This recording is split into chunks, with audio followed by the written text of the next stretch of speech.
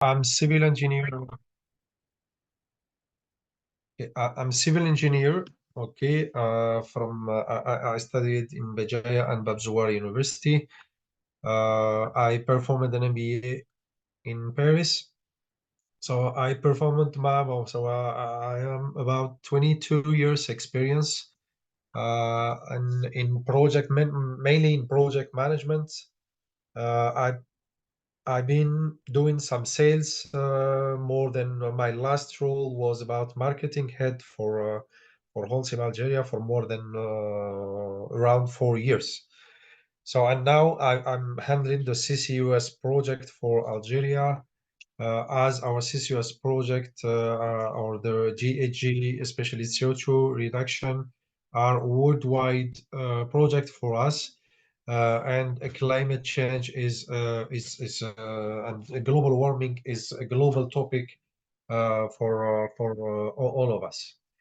So the topic of today is how CCUS can contribute to Algeria GHG reduction. I'm going to share also quickly what is done till now for also in Algeria, as we started already to check the possibilities to perform here in Algeria CCUS. So the agenda will be about a reminder on climate change, global emissions by sector, focus on Holcim case, CCUS. We are going to see pathways and value chain and stakeholders, carbon capture technologies, storage techniques, and current pipeline and status of projects that we are running worldwide now.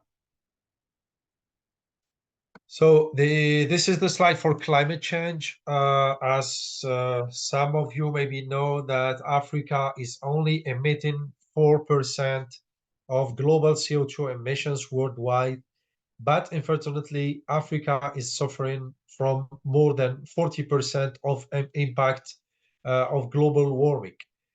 We've seen in last September, in the 9th of September, Cyclone Daniel. It's the first time that such events, climate events, happens around the Mediterranean Sea, which caused around 21 billion as recorded damages, especially in Libya and Greece. We've seen also some other effects here, especially in Nigeria, where we have huge fires, forest fires, and huge temperatures that reached even more than 50 degrees Celsius, even in North Algeria and North Africa. So this is to show and to tell you that the climate change is a fact. It's changing. The global warming is a fact, and no one can deny. So here in this slide, we can see the split with different emitters. So we are going to see the emissions by sector.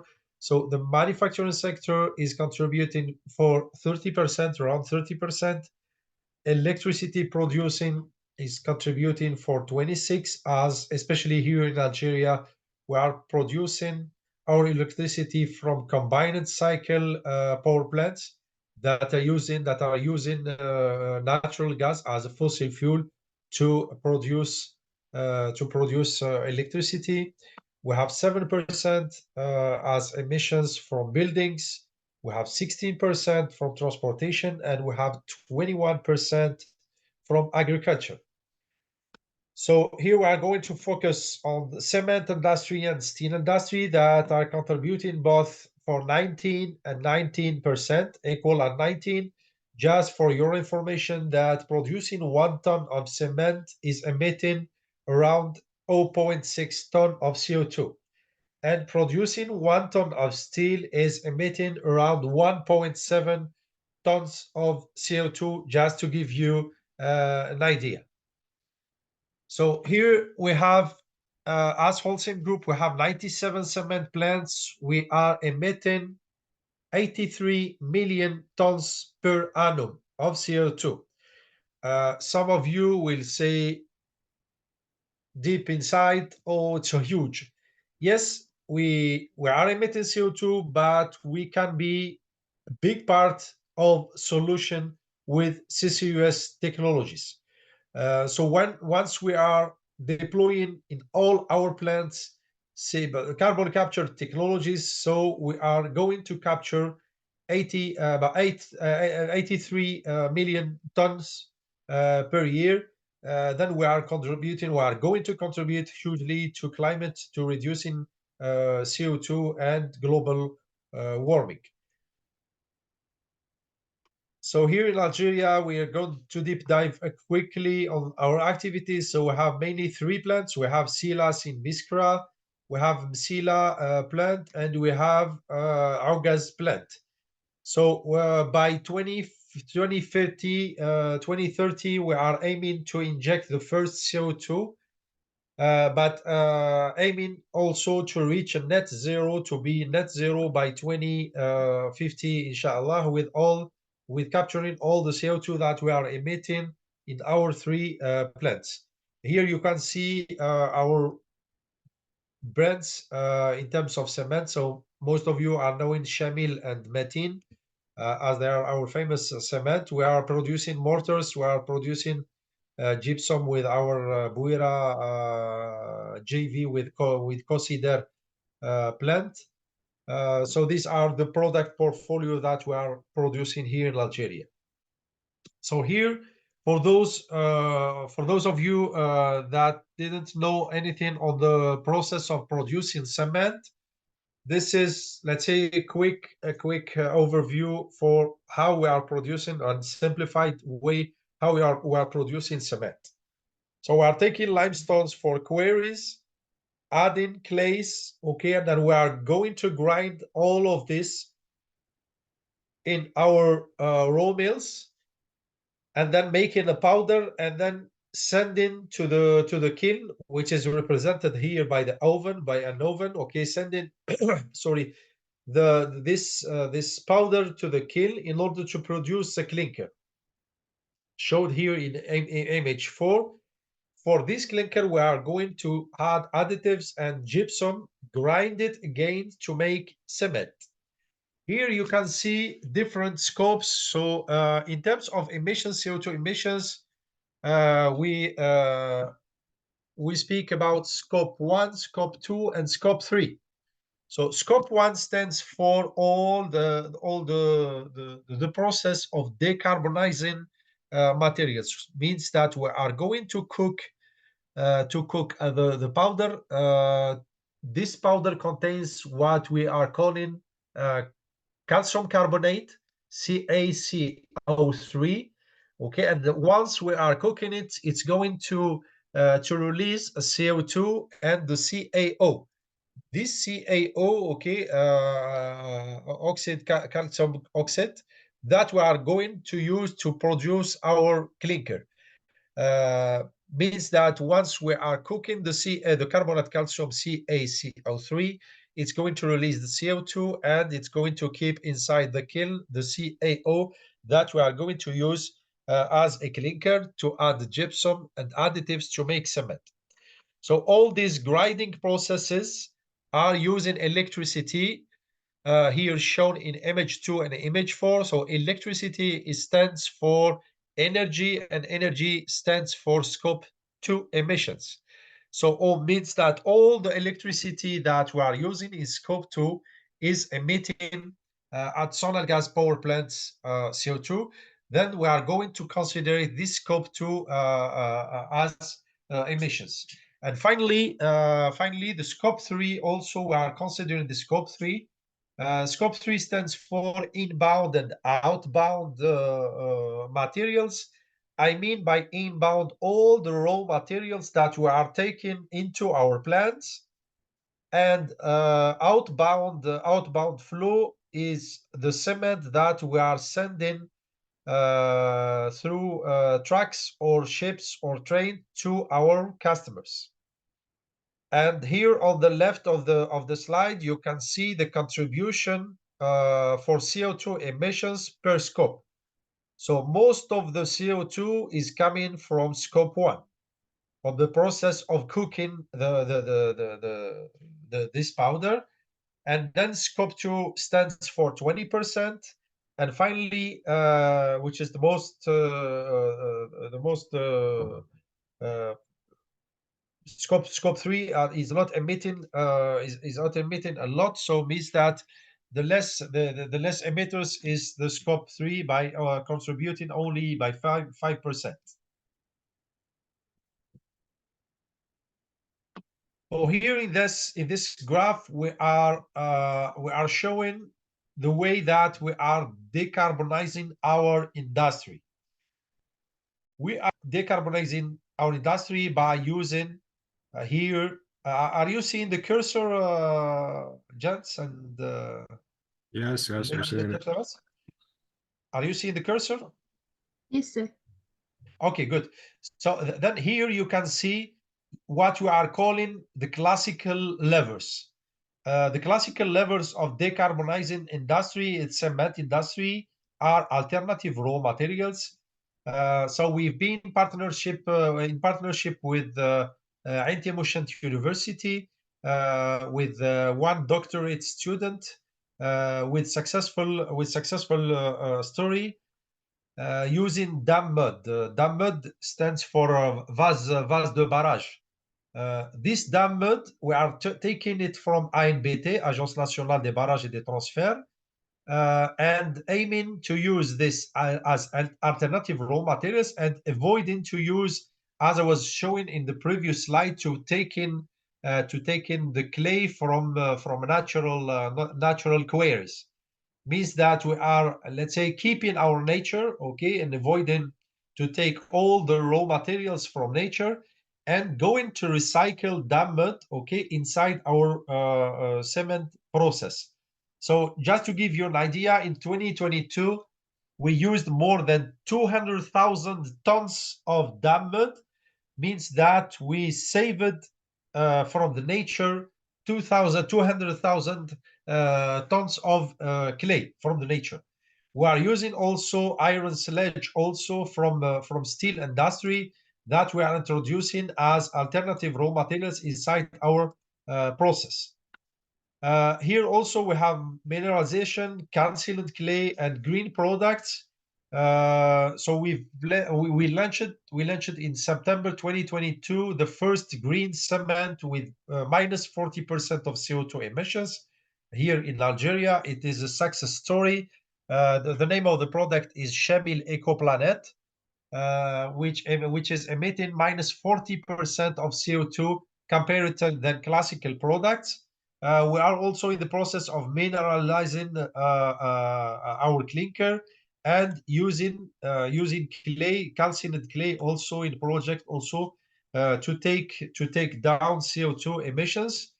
TSR stands for thermal substitution rate. We are using oil sludge with Sonatrach. We are taking oil sludge from the desert, from Sonatrach, and we are burning it inside our kilns, which is contributing with energy and which is saving also, as you can guess, natural gas, which is a fossil fuel. And last but not least, the CCUS. So all these classical levers are contributing for 30% only of CO2 emissions reductions. And then CCUS is coming to reduce by 70% the CO2 emissions. So some of you, for sure, have been following what was happening in COP28 in Dubai. So all the sessions, so they closed the session saying that stopping sharp fossil fuels is not imaginable, is not sustainable. Working to reduce fossil fuel, yes, but the only huge way I would like to say to reduce the global warming and CO2 GHG footprint is CCUS technologies. As CCUS technologies are capturing huge volumes of CO2 and sequestrating definitely this CO2 in geological formations.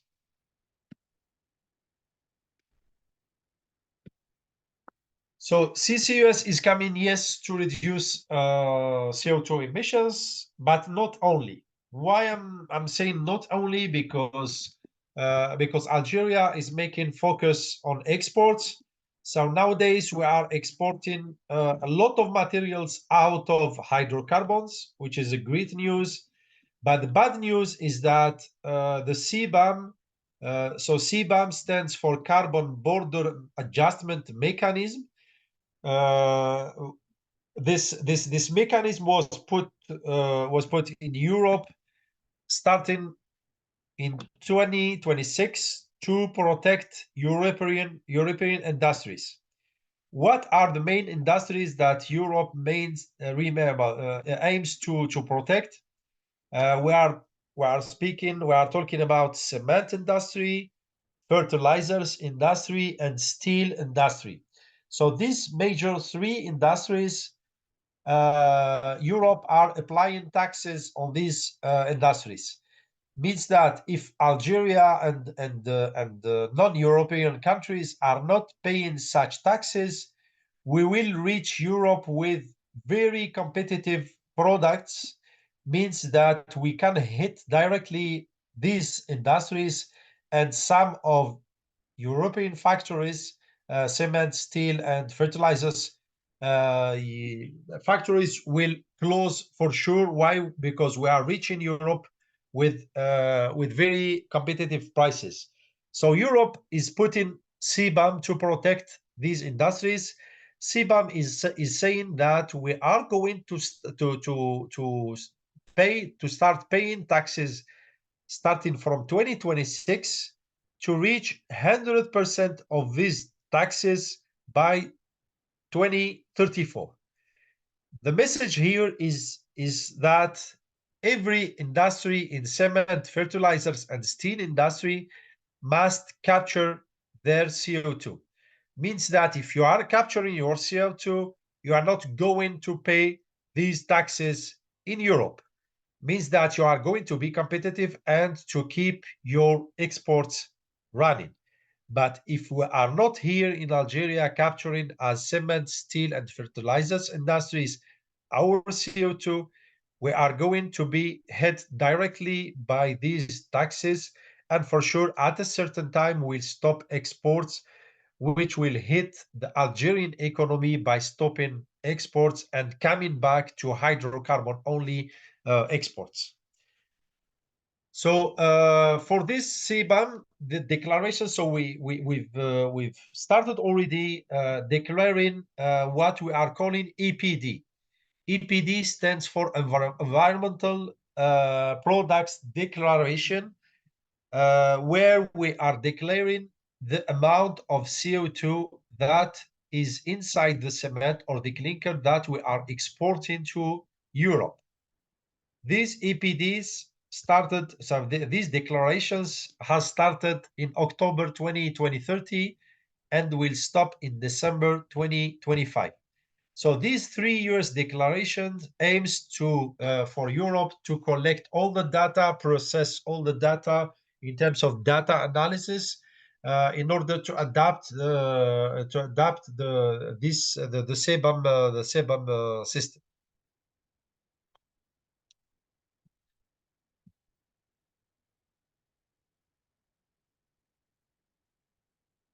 So here in Algeria, we are going to deep dive quickly for the carbon capture and storage roadmap.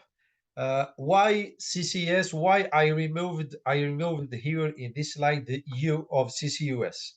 Because simply here in Algeria we have only 400 metric tons as a market demand for CO2, which is very few volumes. And we cannot build our business case only on usage.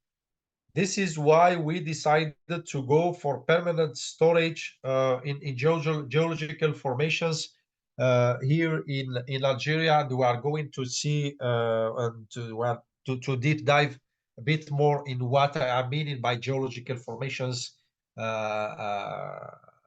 after these slides. Here in Algeria, so we've been so far identified three major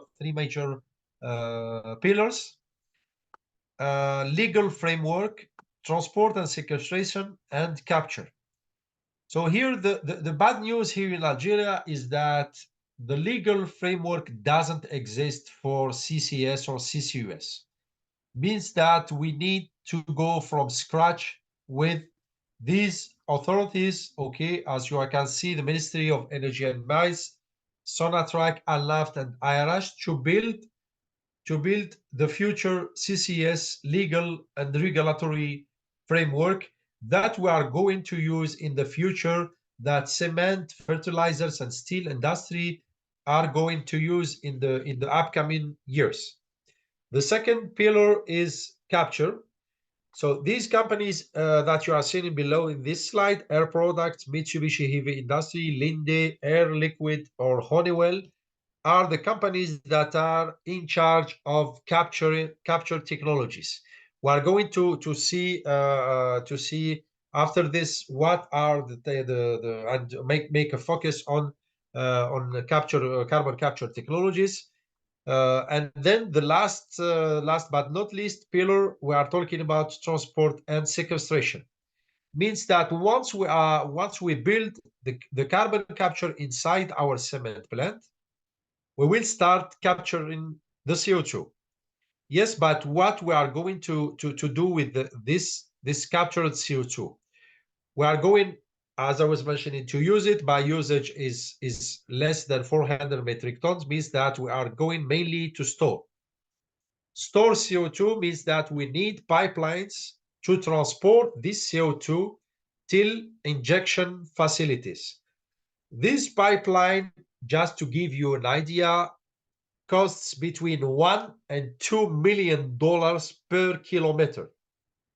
It's huge because simply it's a special pipe. It's a non-corrosive pipe because CO2 is corrosive. Is corrosive from metals. Means that we need a special pipe that costs between $1 and $2 million per kilometer. And these companies are companies. We are approaching these companies in order to see with whom we are going to partnership to perform our Algerian project. So we've been approaching ENI, Total Energies, Oxy, SLB, Baker Hughes, Wintershall Dea, Repsol, and Equinor. Quickly, we are going to see the pathways and value chain for the CO2, for the captured CO2. Here, once we are capturing the CO2, we can go for mineralization and carbonation pathway.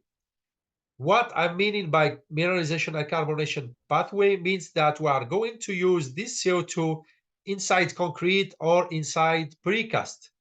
Precast, I mean by precast, préfabriqué. Le préfabriqué means that les poutres, le parpaing, le béton, les centrales à béton, all this means can receive the CO2.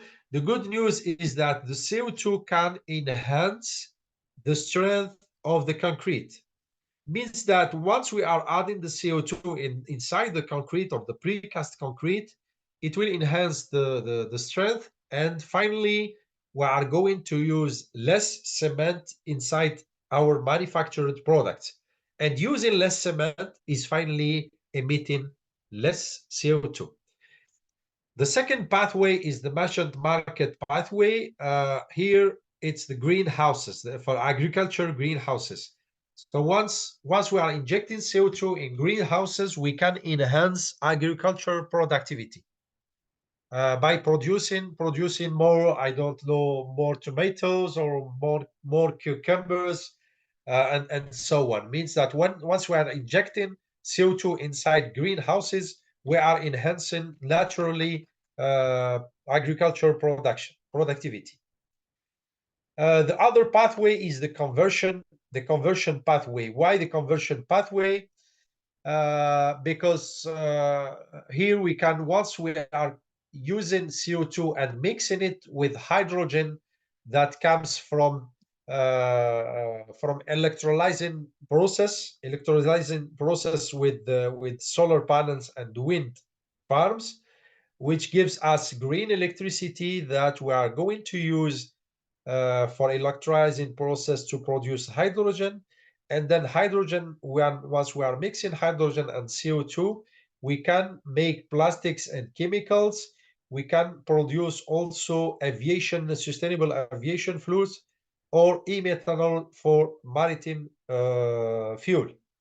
And finally, if we are not consuming all the produced CO2 by these ways, the final destination, I would like to say, is the storage pathway. Here we are showing only the offshore storage pathway, means that we can take the CO2 by pipe to ships and ships to offshore platforms in order to in geological formations under the sea.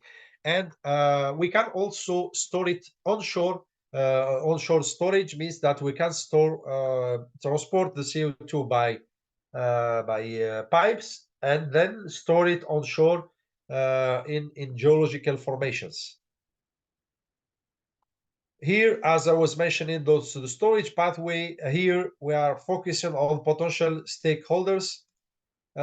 So we are speaking, so in this process, we need CCUS tech providers. So the previous slide, we've been seeing all the technology providers, energy providers like Sonalgas here, shipping companies like Lyes, CMA, CGM, in case of biomethanol, and transport companies. And we need also for sure IOCs, so international oil companies, and national oil companies like Sonatrach.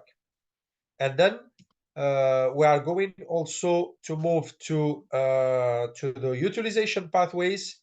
Same also, CCUS technology providers, power companies, hydrogen producers, chemical companies, airlines like Air Algeria or whatever, Air France or whatever, maritime companies, and industrial companies, and finally greenhouses. So all these stakeholders can participate to this utilization pathway.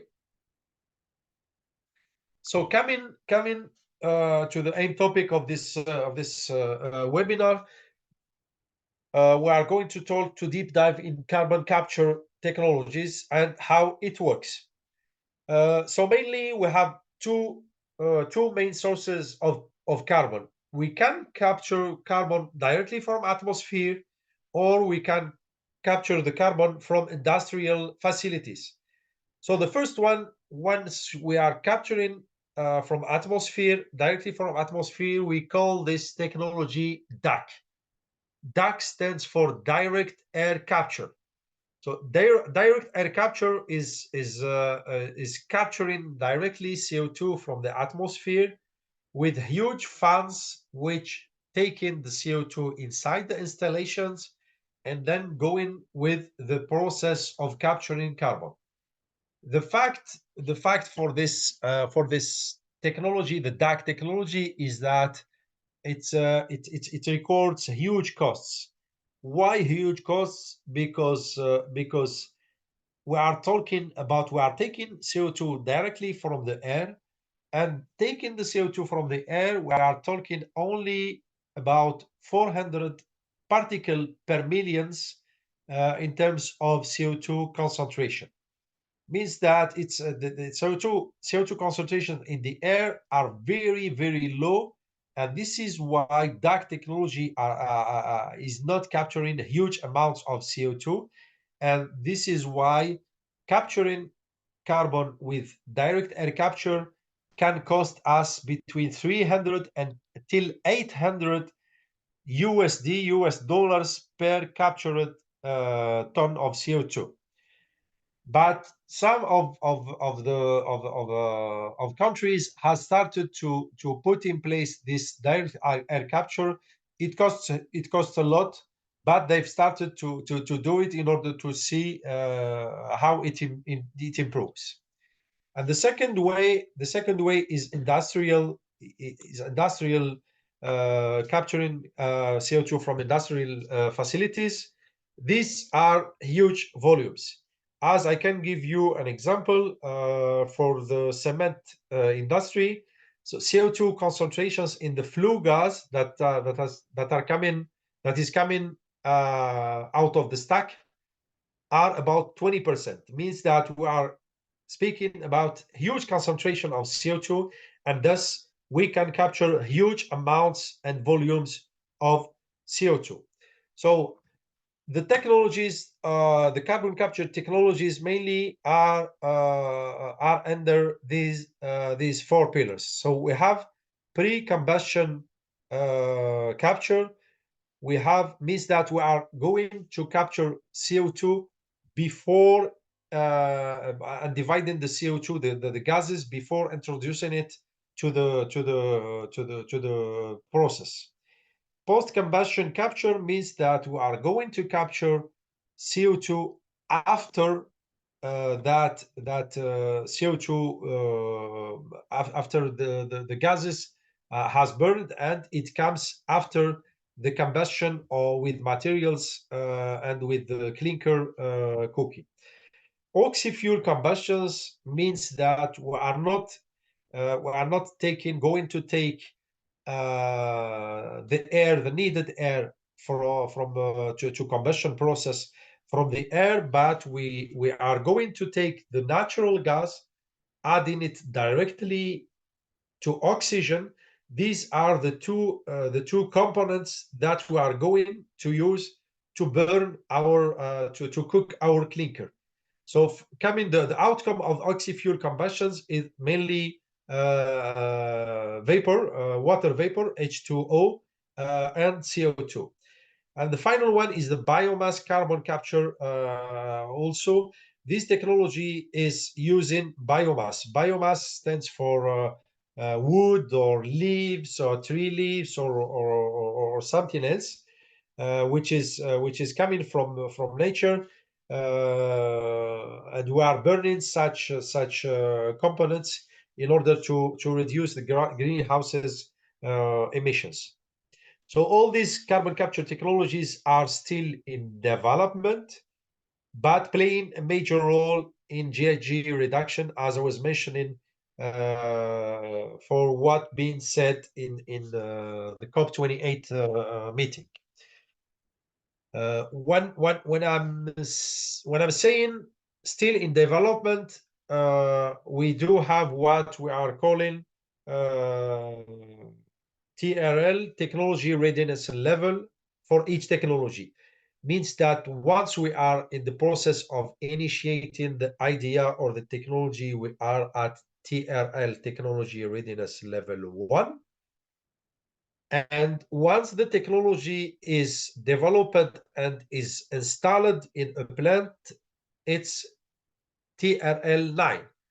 Means that the TRL varies from 1 to 9 according to the development pathway of the technology. Means that once we are starting an idea, it's TRL 1.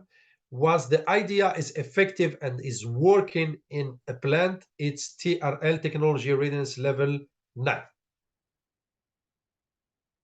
So these are the summary of the three main technologies that we are going to deep dive in these three coming slides. So the first one is the amine wash technology.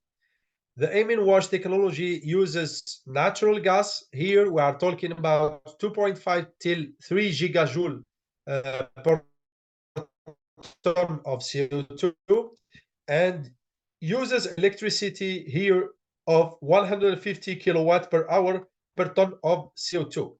The companies that are mastering such technologies are MHI, Mitsubishi Heavy Industry, Shell, Aker, Carbon Clean, and Linde. The second one The second one, by the way, this is the most mature technology. When I'm saying the most mature, means that amine wash technology is at TRL 9. Means that this technology is already working in some plants like Sask power plant in Canada, in South Canada, like another power plant, I don't know, I forgot the name, in the United States of America. So they are capturing their CO2 by amine wash technology. And the second technology is cryogenic technology. Cryogenic technology means that we are going to capture somehow the CO2 in big fridge. What I'm meaning with big fridge means that we are going to introduce the CO2 inside the cryogenic installation with temperatures less than with minus 78 degrees Celsius, and then naturally the CO2 will separate from flue gas, and then other gases like nitrogen and oxygen will stay as they are, but CO2 will separate from these flue gas, and then we are taking this CO2 for the next stage that we will see in the upcoming slides.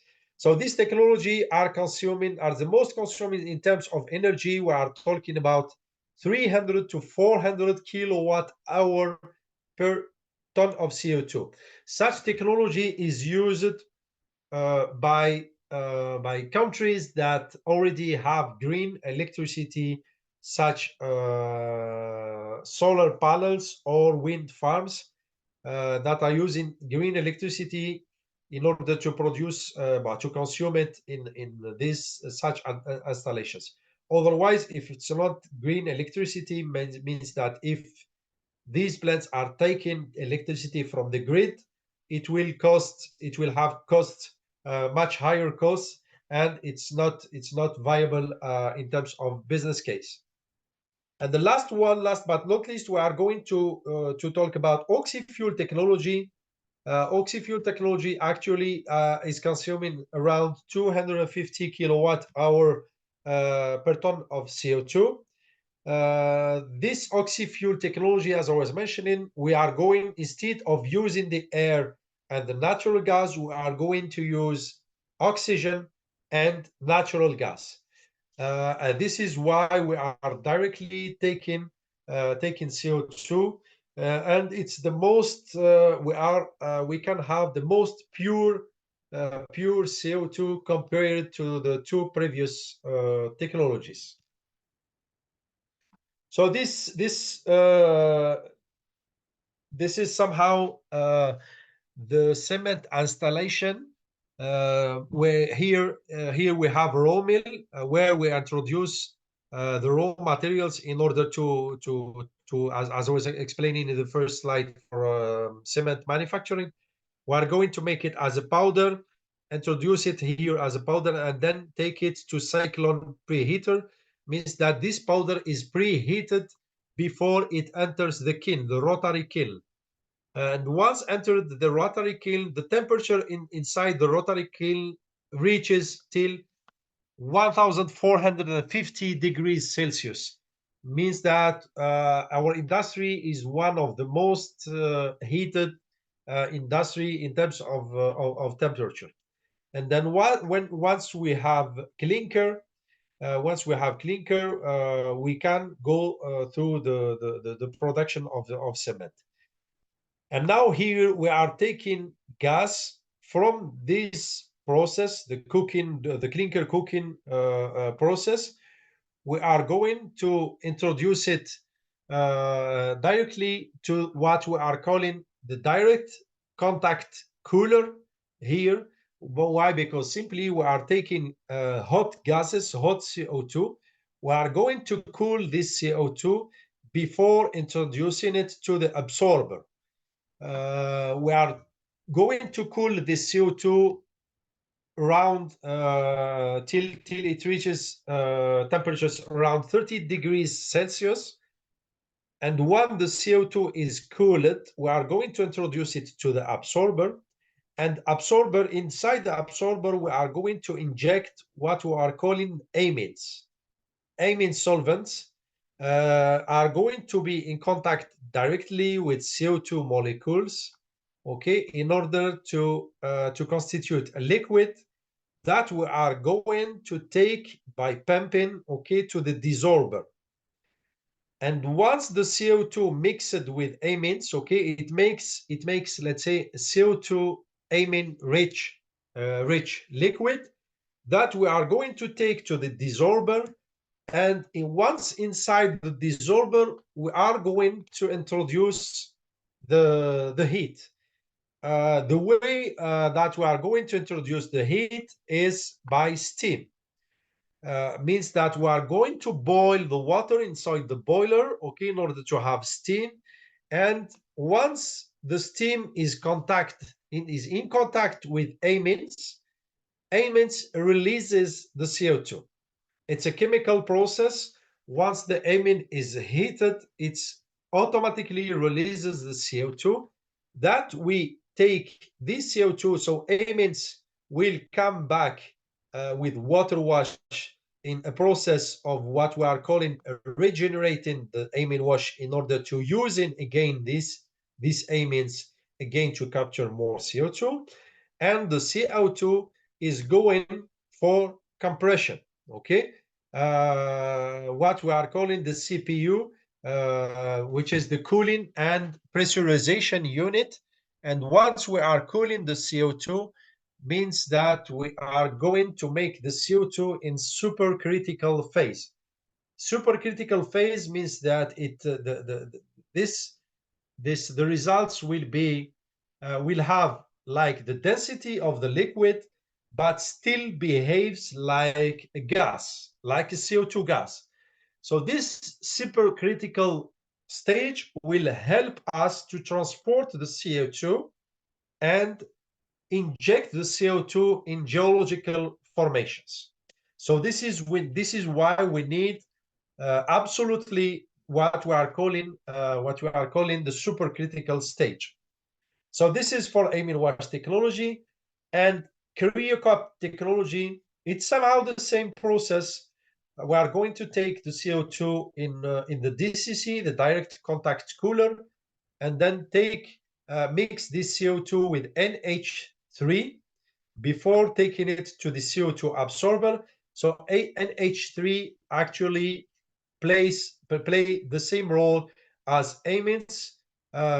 So it captures the CO2, and then we are going to take this CO2 to the CO2 desorber. Same process. We are going to inject the heat, release the CO2, and then compression, go through the compression process and the transport process of the CO2. And the other flue gases, except the CO2. Why? Because here we captured already the CO2, and the other gases like nitrogen and oxygen are released in the stack with flue gas. And this is what we call the cryocap technology. And the last technology is oxy-fuel technology. As I was mentioning, instead of using air and natural gas, we are going to use oxygen and natural gas in order to burn it, okay, and have the CO2 and oxygen here to take in it. We are going to take in it to the gas mixer with power, with air separation unit, ASU. We are going to inject the oxygen here, and then we are going to take it to the CPU, take all this mix to the CPU in order to compress and pressurize our CO2, and then take it with pipes to injection facilities. So these are for the technologies in much more detail.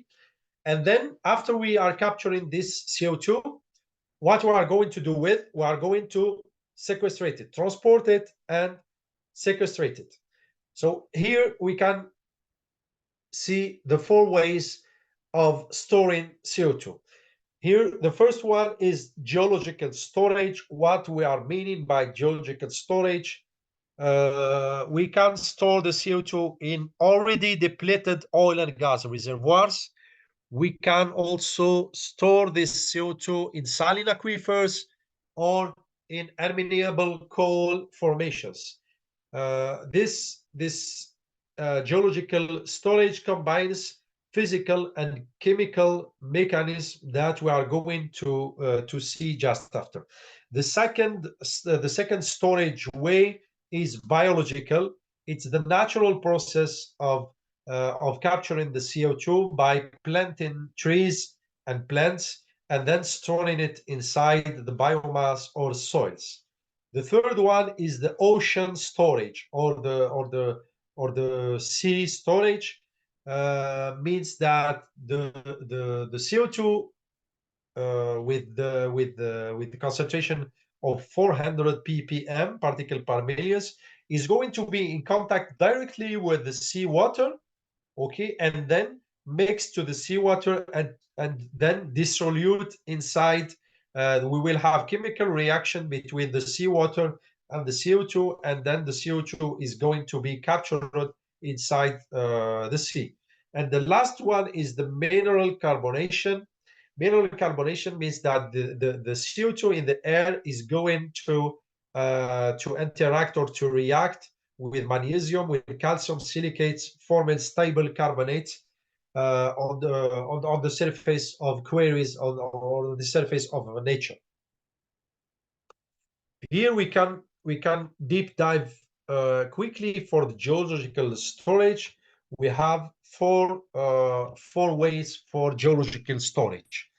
We have the trapping mechanism. So what are the ways that CO2 will be trapped deep in geological formations? So the first one is the structural and stratigraphic trapping. The second one is residual CO2 trapping. The third one is solubility trapping. And the fourth one is mineral trapping. So as you can see here with the red arrow, increasing storage security goes to the right. Means that the more we are going to the right, the more we have storage security. Means that the mineral trapping is the most secured trapping. Why? Because simply the CO2 is going to interact with minerals inside, deep inside the geological formations in order to form carbonates, okay, and then it will be stored definitely inside these formations. But the three previous ones, we may have different forms. So for the first one, structural stratigraphic trapping, we are talking about 1 millimeter pore space. And the second one, also I would like to share that structural trapping, dissolution trapping, and mineral trapping needs absolutely what we are calling the cap rock. What we are meaning by the cap rock, like it's the cap of your Coca-Cola or Hamoud Bou'alam Bayda bottle. Okay, it's the cap that is storing the CO2 in order to avoid any release into the atmosphere of CO2. Okay, it's the cap that is securing the CO2 to come back to the surface. But here, the residual trapping, we are talking about 10 to 50 micrometer pore space. Means that the molecules of CO2 are going to be in contact directly with geological formations. Means also that is it's secured way also that CO2 will be directly in contact with the pore space in 10 or 50 micrometer pore space. Here on the left, on the upper left of your slide, you have what I called just before the supercritical point. Okay, where we are talking about temperature about 31 degrees Celsius and about 74 bars or ATM as a pressure. Coming back here to our projects, so we have worldwide 35 projects. So most advanced are 11 projects. What you are seeing under your eyes here, we have 3 projects in North America, and we have 7 or 8 projects in Europe. And we've just started with the project here in Algeria. And as I was mentioning, we aim to store the first CO2 here in Algeria in 2030. But coming global for global CCUS projects overview, so we do have already 43 projects that are already operational, 32 projects in construction, 133 advanced development, and 187 early development. Here we can see, you can go to the website of Global CCS Institute, where we can see Algeria ranking. Some of you may ask why Algeria is, you are saying, Mr. Yes, that Algeria doesn't or didn't have any CCUS regulatory or legal framework, but it is ranked here in terms of interest at 50% and in terms of regulatory indicators around 40%. Why? Because simply Algeria has experienced already a huge and pioneering, I would like to say, project, which is Ain Saleh project with BP, Equinor, and Sonatrach, where they injected from 2004 till 2011, they injected 4 million tons of CO2. And having this great experience, many countries have that already took the benefit of such studies, have performed studies on this first and pioneering CCS or carbon injection in Ain Saleh, and they developed and they took somehow lessons learned in Ain Saleh case in order to apply them in all these projects that are you seeing here in green, where they already capturing the CO2. And I would like to finish by saying this phrase: where is unwillingness, there is a path. What I am meaning by this means that all of us should subscribe ourselves in CO2 reduction. I do not know, going by bus or going by car to university or going by bicycle, if just it's nearby, I prefer to go by bicycle.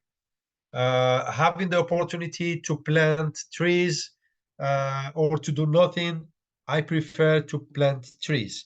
Like I did, I can give you simply my own example. I planted more than 1,800 trees. Means that if we are running a simple calculation, a human being is emitting around 7 to 8 tons per citizen, and planting one tree, just one tree, can contribute still to reduce CO2 by 25 kilograms per year. Means that if you would like to be a net zero citizen, you have to plant as much as you are emitting, as I was already mentioning, that you are emitting per person 7 to 8 tons per year of CO2. Here as main messages for CCUS, we as Holcim Group aims to deploy CCUS technology, and we are aware that CCUS technology are a core element to decarbonize our industry. CCUS is scalable and feasible, means that the bigger you have installation, the bigger amount of CO2 you can capture. This is what I mean by scalable. And then we do not have one size fits all solution, means that each plant, each industry, each rate of emissions have to adapt its own technology in order to capture and to capture to have a good rate capture and contribute to the CO2 reduction, and to contribute and reduce the global warming. So I think I'm coming to the end of the presentation, and we would come back to the questions. So thank you so much, sir, for this great session. And now we You're will welcome. move to the question. So guys, you can write your question in the chat box or even turn your mic on. So sir, I have a question for you. Yeah, tell me. So in the oil and gas industry, from which operation or activities we take this carbon? In oil and gas industry, Yes, from which we can operations or activities? we can take them we can take them like from refineries, okay. From I do not know how do you call it, les gaz torché. We can take them from this. I know that that Sonatrach, as I was mentioning, they performed such injection capture and injection in Ain Salah. They took this from gas installations of Ain Salah, and just storing just this gas just in nearby saline aquifers. Okay, thank you. Okay, you're welcome. I think we have question in the chat box, sir. In the chat box, let me check it. Check for. Oops.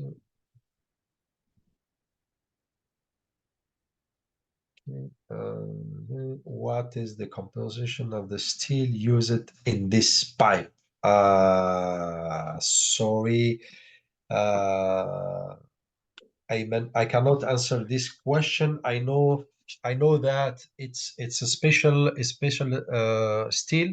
It's non-corrosive steel, but the how do you call it? The mix of the steel and the composition of the steel that is considered that is constituting this pipe. I do not know. I don't have any information, frankly speaking. As I was mentioning, I have just the amounts that it's cost, that we have a huge cost. We're talking about 1 to 2 million per kilometer, okay, of pipe. Means that the closer we are having injection facilities, the better is in terms of business case. Means that we cannot, as a company, allow ourselves to send our CO2 for 200 kilometers or 300 kilometers, or sending, for example, CO2 from Sila plant till Ain Salah or Hasila Saud or whatever.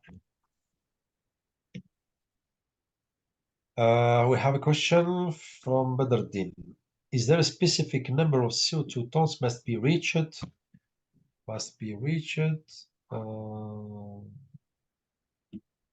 Each year to maintain a stable net zero progress by yes, of course. Simply we have to capture all what we are emitting. When we are saying net zero by 2050, means that we are going or we need to capture all emitted CO2. As I was mentioning, with the 97 plants that Holcim owns, we are emitting 83 million of tons per annum. If we aim to be net zero, means that we need absolutely to capture all these 83 million tons per annum. Nisreen, are you going to ask it by your voice? Yes, sir. Tell me. So as a production student, I want to ask about the injection of CO2 in Algeria. Does it succeed? Because they don't speak about this. You mean the Ain Salah case? Yes, sir. Yes, okay. So you have already in the internet, you can, for those who are interested on what happened in Ain Salah, they are not speaking, yes, but for me, I would like to say it's pity. Why I'm saying it's pity because injecting CO2 between 2004 and 2011, as I was mentioning, it's pioneer operation. But unfortunately, the Algerian government or Sonatrach or whatever are not sharing such experience, but they should do. They should do. Why? Just to show that we did it before everyone. Yes, we faced yes. At the time they faced challenges. They faced some deformations on the geology. When I'm telling you deformations, we are speaking about 3 or 4 millimeter deformation. No, that's it. Okay, they faced leakage in one well because they were injecting tracers once injecting the CO2, and they noticed that the tracer come out in one of the wells. You are better than me technically in petroleum engineering.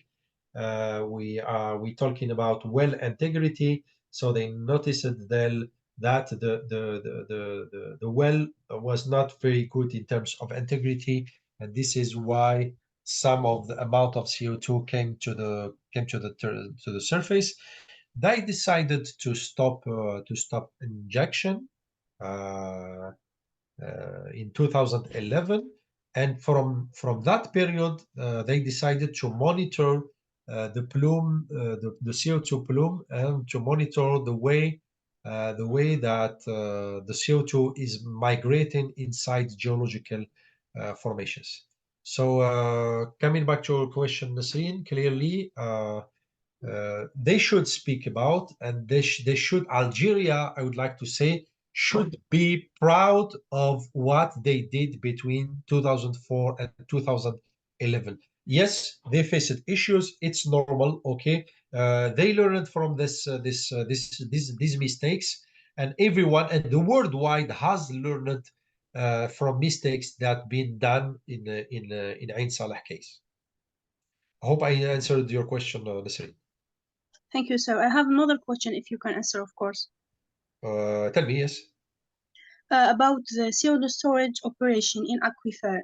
Does it change the properties of the rock when we have hydrocarbons underground? Underground, the properties. So I know that more. So as I was mentioning, we can inject CO2 in what we are calling enhanced oil recovery. So you are more specialized than me. Enhanced oil recovery, you can do it by 2 ways. Inject water, pressurized water, in order to pressurize the reservoir and then recover more oil, or inject gas, okay, cheaper gas, I would like to say. Actually, in Saudi Arabia, ADNOC, or sorry, Aramco are injecting CO2 in order to recover more oil. So this is for enhanced oil recovery. So actually injecting CO2 for enhanced oil recovery doesn't change the property of the oil, because it's a gas. It's becoming in contact, okay, and finally, if there is any of CO2, but it will be minor contact with the oil. and then in surface they will separate the oil. So I do not have any information that it changed actually the property. But in saline aquifers, it's a bit different. Why? Because saline aquifers we do not have any oil, so the CO2 will go inside the pore space, and interact with the saline aquifer geology. So these are the two separate widths. I hope I answered your question, Nasri. Thank you so much, sir. You are welcome. So next question, Jihain, I have a question. How does CCS compare to other carbon reduction strategies such as renewable energies or energy efficiency measures? Very good question, Jihain. Actually, this is what I shared with you. So from what we learned from COP28, so the implementation of renewable energy or energy efficiency measures will take time and money. Okay, and the most powerful, this is why they concluded that the most powerful to reduce the CO2 emissions are the CCS technologies. Why? Because as I was mentioning, it's scalable technologies, it's a quick win technologies. We can be operational in just as far as we identified where to store the CO2. It can go very fast. In just 3 or 4 years, we can start storing CO2. But coming to renewable energies, installing solar farms, it costs a lot of money. I'm not talking about Algeria, you know, with one of the best solar exposition worldwide. Okay, I'm talking about the northern countries or other countries that are not good in terms of insulation, and then having less renewable energies. Wind farms also costs a lot. Actually, here in Algeria, we do not have. I've been seeing one study that is saying that we do not have any places that we can install wind farms with huge benefit of wind farms. This is why mainly here in Algeria we are speaking only about solar panels. But coming to your question, as I was mentioning, CCS is the most powerful and the most speedy way, I would like to say, to capture carbon and to mitigate climate change. And meanwhile, yes, of course, renewable energy and energy efficiency in our plants will come. We do not know, maybe 6, 7, 8, 10 years in terms of huge deployment worldwide. Hope I answered your question, Jihain.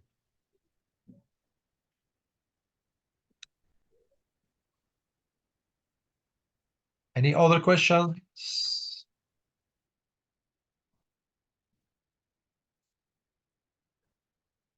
So guys, I think there is no other questions. So I think we came to the end of this session. So I would like to take a moment to thank you, sir, for taking the time out of your busy schedule and share with us such a great knowledge. Thank you so much, sir.